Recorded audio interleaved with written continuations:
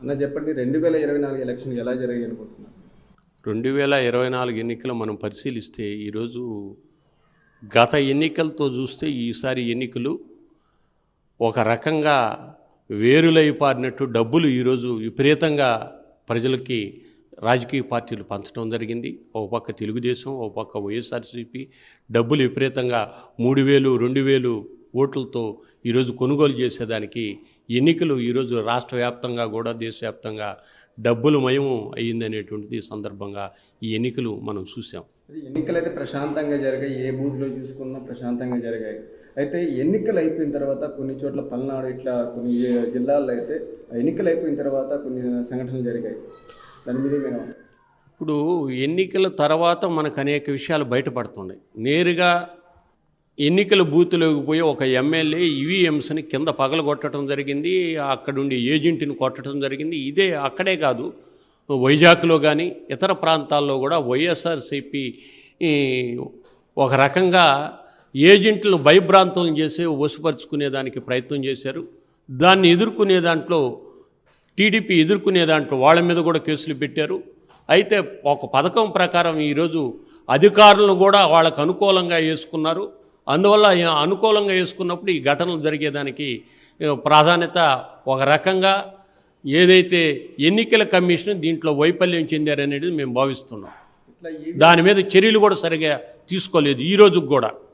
ఇట్లా ఈవీఎంలు పగలగొట్టిన వారిపై ఎలాంటి చర్యలు తీసుకుంటే బాగుండేది? భవిష్యత్తులో ఇట్లాంటి జరగకుండా ఉండాలంటే వాళ్ళ ఎన్నికల్లో పోటీ చేయకుండా ఉండాలి. ఖచ్చితంగా వాళ్ళని వెంటనే కేసు రిజిస్టర్ చేస్తున్నారు. వెంటనే రిమాండ్కి పంపించి వాళ్ళకి బెయిల్ కూడా ఇవ్వకుండా ఉండేటట్టు చూస్తేనే రాజకీయాల్లో కొన్ని మార్పులు చూసినప్పుడు ప్రజలు ఆలోచిస్తారు.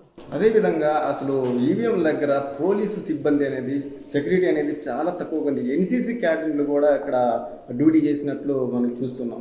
అక్కడ చూసుకున్నట్లయితే ఏ పోలీసు కూడా అక్కడికి రాలేదు.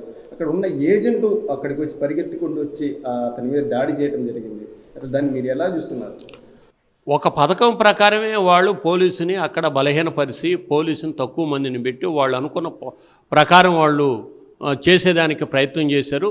అందువల్ల ఇది ప్రజలందరూ బయటకు వచ్చినాక తెలిసినాక ఈరోజు అందరూ దాన్ని వ్యతిరేకిస్తున్నారు. అందువల్ల ఎన్నికల కమిషన్ వైఫల్యం, పోలీసు వైఫల్యం ఇవన్నీ కూడా చూసుకున్నప్పుడు ఎన్నికల్లో సజావుగా జరిగేదానికి సహకారం లేదనేటువంటిది ప్రజలు అనుకుంటున్నారు. నేను కూడా అనుకుంటున్నాను. అంటే మీరు మొన్నటి వరకు మున్సిపల్ కార్మికులు కానివ్వండి, అంగన్వాడీ కార్మికులు కానివ్వండి, అందరూ ఏకపక్షంగా ధర్నాలు చేయడం జరిగింది. ఈ ప్రభుత్వం మీద వ్యతిరేకంగా చేయడం జరిగింది. అయితే ఎన్నికలు జరిగిన తర్వాత అధికారంలో వ్యవస్థ ఇవన్నీ మేము నిర్వహిస్తామని కూడా వాళ్ళని మగ్గపెట్టడం జరిగింది.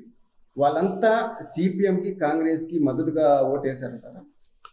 ఖచ్చితంగా ఏదైతే మున్సిపల్ వర్కర్స్ ఆ రోజు నారాయణ గారు ఉండారు, 279 జీవో తీసుకొని వస్తే దానికి వ్యతిరేకంగా సిపిఎం పార్టీ, సిఐటి నిలబడి పనిచేసింది. వైఎస్ఆర్సీపీ అధికారంలోకి వస్తే ఖచ్చితంగా కార్మికులుగానే ఉంటాం, వైఎస్ఆర్సీపీ కూడా చేయలేదు. అందువల్ల ఖచ్చితంగా సిపిఎం పార్టీకి అంగన్వాడీ, ఆశా వర్కర్సు, అట్లాగనే మున్సిపల్ వర్కర్సు, ఉద్యోగ సంఘాలు ఇవన్నీ కూడా ఏంటంటే ఈరోజు వైఎస్ఆర్సీపీకి వ్యతిరేకంగా నిలబడి అటు నెల్లూరు జిల్లాకు సంబంధించి ఎంపీ అభ్యర్థిగా కె రాజు గారు నిలబడటం జరిగింది. గతంలో ఆయన నెల్లూరు జిల్లా కలెక్టర్గా పనిచేశారు. అదేవిధంగా మైనార్టీలు, ఎస్సీ, ఎస్టీ అందరం రాజుగారికి మద్దతుగా ఓటేసి ఈరోజు జిల్లాలో ఉండేటువంటి మైనార్టీ సెక్షన్స్ అంతా పార్లమెంటుకి బీజేపీ యొక్క ప్రమాదాన్ని ఆలోచించారు. బీజేపీని ఓడించేదానికి కాంగ్రెస్ కోటేయాలనేటువంటిది మేము చెప్పాము. వామపక్షాలు అందులో ఇండియా కూటమిగా ఏర్పడినటువంటి అనేక రాజకీయ పార్టీలు కూడా 28 రాజకీయ పార్టీలు ఈరోజు దీంట్లో ఉన్నాయి.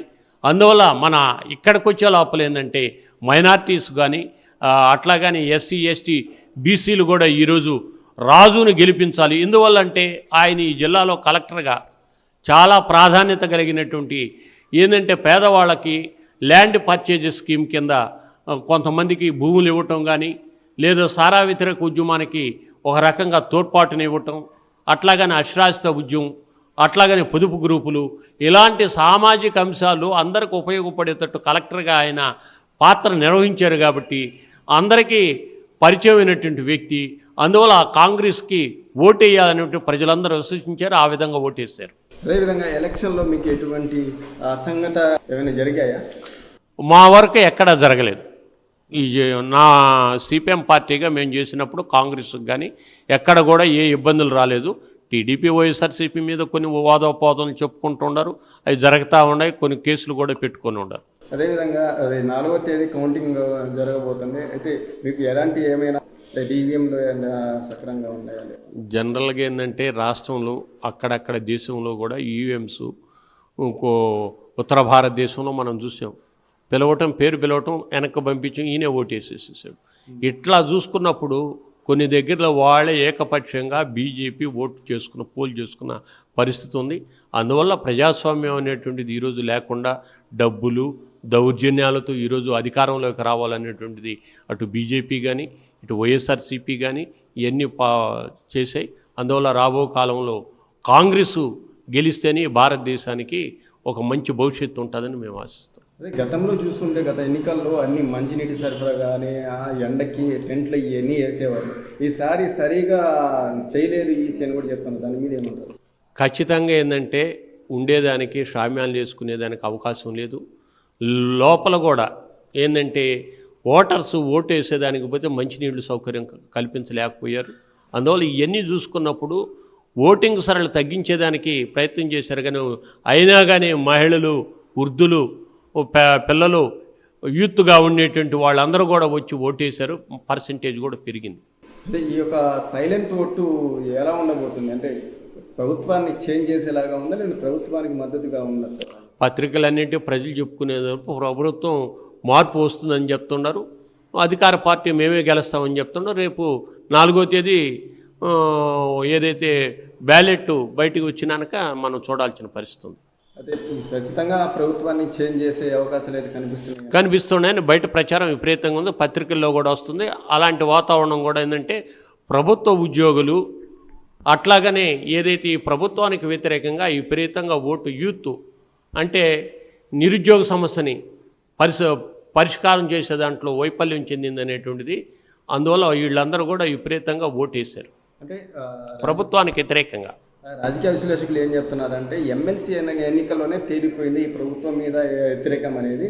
అంటే ఎమ్మెల్సీ 3-4 స్థానాల్లో 3 స్థానాలు టీడీపీ గెలుచుకుంది, అప్పుడే స్పష్టమైపోయింది ఈ ప్రభుత్వం మారబోతుందని చెప్పేసి చెప్తున్నారు. అది నిజమంటారా?